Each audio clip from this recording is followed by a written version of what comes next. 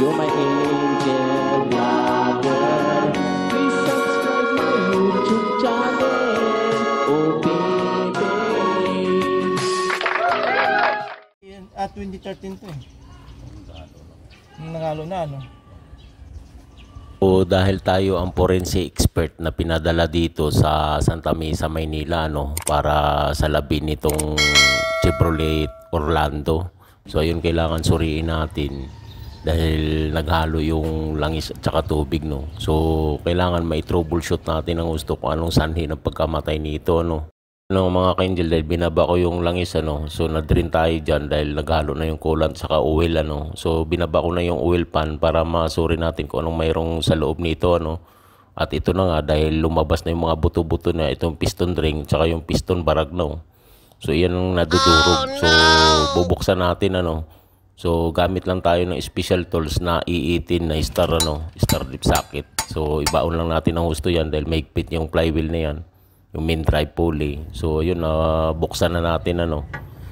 So gamit lang tayo ng E18 dito para makuha natin ang bolt. So yan, so tatanggalin din natin yung variable BBT camshaft gear. So yan, tinatanggal natin yan para matanggal natin itong cylinder head, ano. So luluwagan ko na yan para may angat na natin cylinder head, no. At ito na nga ang bumungat sa akin dahil yung pang-apat na piston, yung piston number 4, barag talaga siya, nahati na. So ganito na lang yung natitira, oh.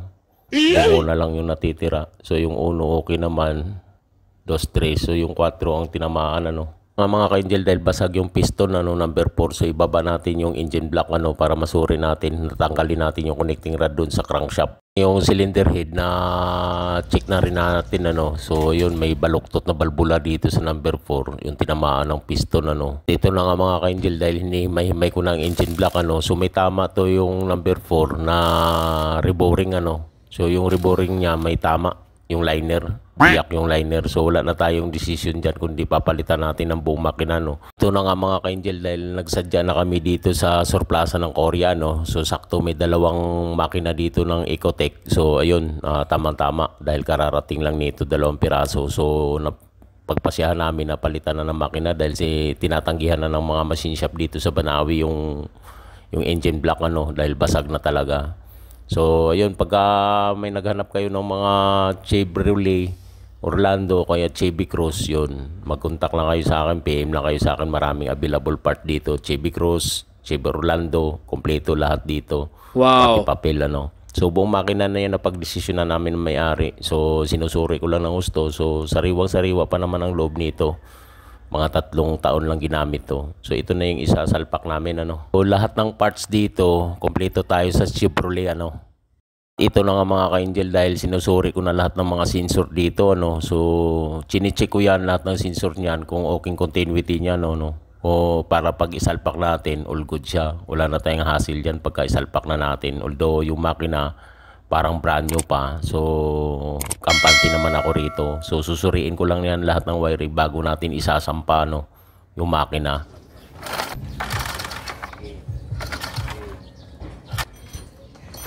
So ayun ang mga ka-angel, dahil sinasampa na namin, no, i-align lang namin doon sa torque converter sa transmission, ano. So kasama ko dito si Master John Samsam. So 3 kami rito, nagtulong-tulong kami rito para mai-align namin sa torque converter, ano. At yan na nga, sa sobrang pagod ko, napaiglip na ako doon sa cylinder head, ano.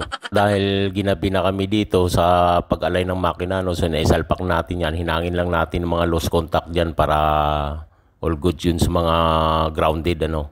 So yung mga loose contact niya na wiring, hinangin lang natin, ano. So nabuo na natin, naikabit na natin yan, yung nag-crack na cylinder head saka kumandad na makina. So yan guys, buo na yan, oh.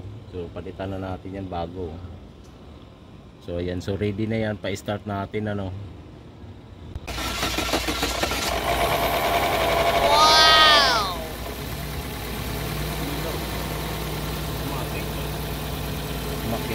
Iyan lang ang mga ka-angel, dahil napa-start na natin, no, unang start. So nagpalit na tayo ng bagong langis dyan saka oil filter. So yun, i-warm up lang natin para mag-fit siya, no, ma-recognize ng computer box yung bago niyang katawan.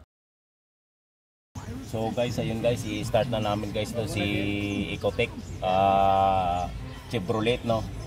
So i-start natin guys.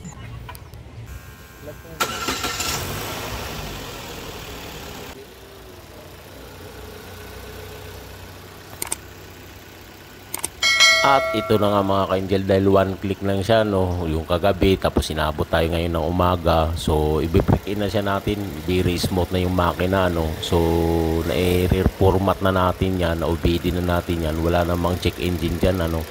So maghapon na naman tong i-break in natin, obserbahan natin ang gusto bago natin iwanan, ano. So yan, i-break in ko na yan. Hindi ko muna lalagyan ng takip yung hood, ano, kasi under observation pa tayo kung ano yung mga leaking dyan. Kailangan ma-secure natin, ano. So papatakboy natin ng 120 km/h, ano. So naka-ready na ako niyan para makita natin kung success yung acceleration tsaka yung hatak, ano.